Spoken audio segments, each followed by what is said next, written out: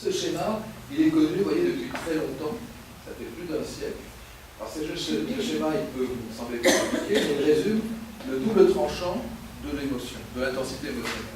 Alors vous avez en ordonnée ici l'efficience de la mémorisation. Plus vous montez, plus vous êtes efficient. D'accord ? Et ici, vous avez l'intensité de l'anxiété ou du stress, par exemple. Ça peut être l'anxiété, mais ça peut être le stress. Alors, que voit-on ?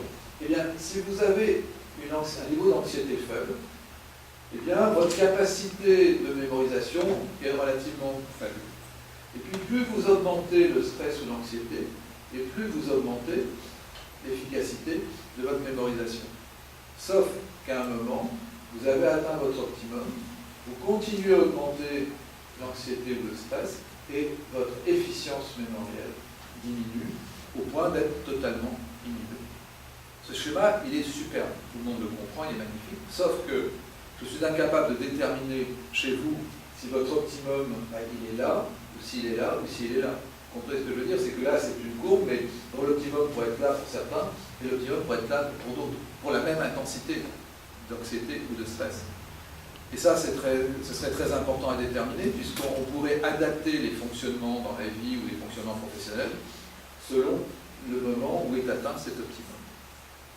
Donc ça, le schéma, il est joli, mais il est difficile à appliquer en pratique, d'autant plus que je n'ai pas tenu compte de la personnalité. Et quand on tient compte de la personnalité, le schéma devient un petit peu différent.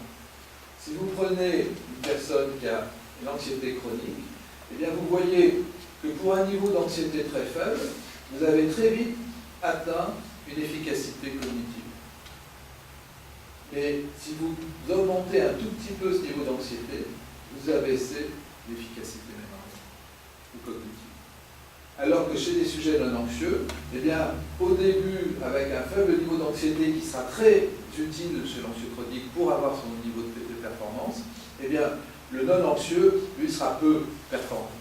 Et il lui faut augmenter un peu plus son niveau d'anxiété et de stress pour atteindre son niveau de performance.